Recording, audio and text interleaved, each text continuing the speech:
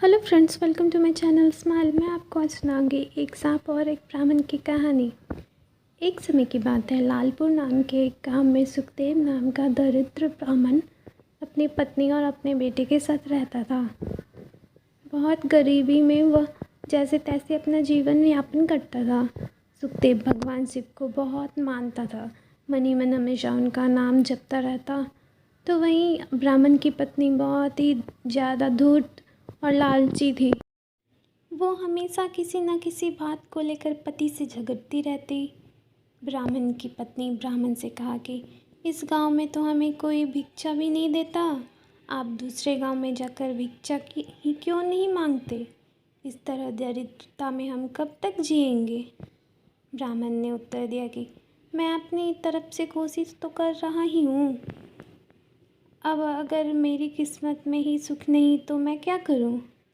ब्राह्मण की पत्नी बोली, आपकी बातें खाली बड़ी बड़ी निकलती है, करने के काम कुछ नहीं, घर में बैठकर क्या करेंगे? जाओ बाहर और कुछ कमा कर लाओ। रोज़ रोज़ ब्राह्मणी के झगड़े और तानों से तंग आकर एक दिन वो अपना पोथी पत्रा उठाकर घर से दूसरे गांव चला गया। इस गांव में जाकर भगवत कथा सुनाने का प्रयास किया, लेकिन कोई उससे कथा सुनने को तैयार नहीं था। ऐसे में दुखी होकर वो वापस अपने गांव लौटने लगा। रास्ते में एक पीपल के पेड़ के नीचे जाकर विश्राम करने लगा। उस विशाल पीपल के पेड़ की जड़ में एक काला नाग रहता था। ब्राह्मण मन ही मन सोचता है, भोलेनाथ, ये आपकी कैसी माया है? मैं आपकी कथा सुनाकर अपना घर संसार चलाना चाहता हूँ, लेकिन मुझसे तो कोई कथा सुनने को तैयार भी नहीं। मैं क्या करूँ प्रभु? अब तो आप ही मुझे कोई रास्ता दिखाओ। हे प्रभु, मैं यही इस पीपल वृक्ष के नीचे बैठकर कथा कहता हूँ और आप मेरी कथा को सुनो, क्योंकि और तो कोई सुनता नहीं। ये सोचकर ब्राह्मण वही अपना पोथी पत्रा निकालता है और विधिपूर्वक कथा कहना प्रारंभ करता है। ऐसे में पेड़ की जड़ में बैठा वो नाग कथा सुनने लगता है। पूरी कथा को वो बहुत ध्यान से सुनता है। जब कथा समाप्त होती है तो वो बाहर आकर ब्राह्मण को एक सोने का सिक्का दक्षिणा में देता है और फिर कहता है, नाग ब्राह्मण से कहता है कि तुम रोज़ यहाँ आकर कथा कहा करो, तुम्हें और कहीं जाने की ज़रूरत नहीं। मैं तुम्हें रोज़ एक सोने का सिक्का दक्षिणा में दूंगा, लेकिन तुम बात किसी और से मत कहना। ब्राह्मण उसकी बात मान लेता है। नाग के जाने के बाद वो भगवान शिव को धन्यवाद देते हुए कहता है कि प्रभु, आप तो मेरी ज़िंदगी ही बदल दी। मैंने आपसे थोड़ा मांगा, आपने तो मेरी झोली ही भर दी। आपका महिमा अपरंपार है। अब वो उस ब्राह्मण रोज़ सुबह सवेरे वहाँ नहा धोकर आ जाता और उस नाग देवता को कथा सुनाता और रोज एक सोने के सिक्के घर लेकर जाता। बहुत ही जल्दी वो दरिद्र से अमीर बन गया। अब उसके पास किसी चीज़ की कोई कमी नहीं थी। पूरे गांव के लोग उसकी प्रगति को देखकर आश्चर्यचकित थे। लोगों के मन में तरह तरह के सवाल पैदा हो रहे थे। बहुत लोगों के दिमाग में तो ये भी चल रहा था कि ज़रूर ये ब्राह्मण कोई गलत काम कर रहा है, जिसकी वजह से उसको इतनी जल्दी इतना धनवान हो गया। अब लोग ब्राह्मण की पत्नी से सवाल करने लगे। पड़ोसन ने पूछा कि तुम्हारे पति के पास इतना धन कहाँ से आ गया? आखिर ऐसा कौन सा काम करने? ब्राह्मण की पत्नी बोली, वो दूसरे जगहों पे जाकर कथा सुनाते हैं। तो वो पड़ोसन ने आश्चर्य से कहा, कथा सुनाने के लिए इतना धन भला कौन देता है? अब तो उसकी पत्नी के मन में भी कई सवाल उठने लगे। तो वह पति से पूछने लगी, इतना धन आपको कौन देता है? लेकिन ब्राह्मण से तो नाग देवता ने किसी को कुछ बताने से मना किया था, इसीलिए वो कुछ नहीं बताता। लेकिन उसकी पत्नी तो उसके पीछे ही पड़ गई। वो हर जिद करने लगी जिससे ब्राह्मण सोने के सिक्के के बारे में उसे बता दे कि वो कहाँ से आता है।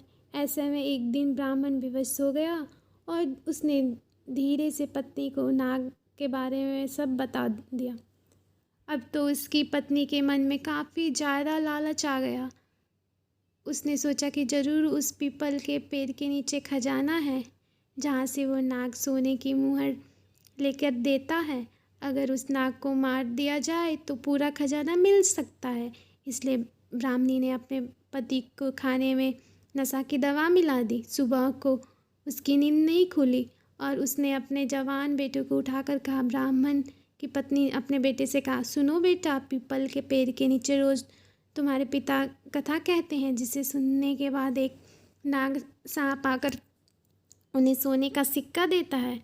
उस पीपल के पेड़ के जड़ में ज़रूर कोई खजाना दबा हुआ है। तुम आज वहाँ जाकर कथा कहो और कथा समाप्त होने पर वो सर्प तुम्हें सोने का सिक्का देने आए तो उसे मार कर उस पेड़ के नीचे से पूरा खजाना निकाल कर ले आना। बेटे को भी लालच आ गया और वो पोथी पत्र लेकर उस पीपल के पेड़ के नीचे जा पहुँचा और जाकर कथा कही।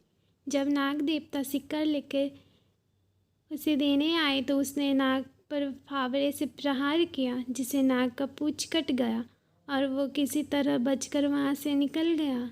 जैसे ही ब्राह्मण के बेटे ने पेड़ के नीचे खोदना शुरू किया तो नाग ने पीछे से उस ब्राह्मण के बेटे को डस लिया, जिससे उसकी मृत्यु हो गई। इधर जब ब्राह्मण का नशा टूटा तो उसने देखा कि उसका पोथी पत्रा वहाँ नहीं है। उसे समझ में आ गया कि कुछ तो गलत हुआ है।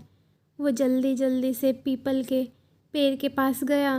अपने बेटे को मृत देखकर दुखी हो गया। अब उसे सारी बात समझ में आ गई। उसने अपने बेटे के मृत शरीर का अंतिम संस्कार किया। उसके बाद उसने अपनी पत्नी से कहा, मुझसे बहुत बड़ी भूल हो गई कि मैंने नाग देवता के मना करने के बावजूद तुम्हें ये बात बताई। आज तुम्हारे लालच की वजह से हमारे पुत्र को हमने खो दिया। उसकी पत्नी को उसकी बात का कोई असर नहीं हुआ। दूसरे दिन उसकी पत्नी ने उससे कहा कि आप जाकर उस नाग देवता को कथा सुनाइए, कम से कम घर का खर्च तो चलता रहे। पत्नी की बात से विवश होकर वो अपना पोथी पत्रा लेकर फिर उस पीपल के पेड़ के नीचे गया और कथा कही। कथा समाप्त होने पर वो नाग बाहर आ गया। उसने ब्राह्मण से कहा, क्रोधपूर्वक कहा, तुम यहाँ से चले जाओ।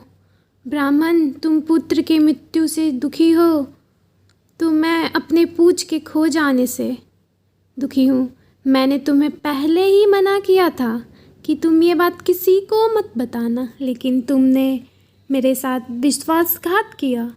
मैं तुम्हें श्राप देता हूँ कि जो संपत्ति तुमने मेरे द्वारा अर्जित की हो वो सारी नष्ट हो जाए। नाग के श्राप देने की कुछ ही दिन पश्चात ब्राह्मण फिर से दरिद्र हो गया। उसने अपनी पत्नी से कहा, आज तुम्हारी लालच की वजह से हम फिर से दरिद्र हो गए।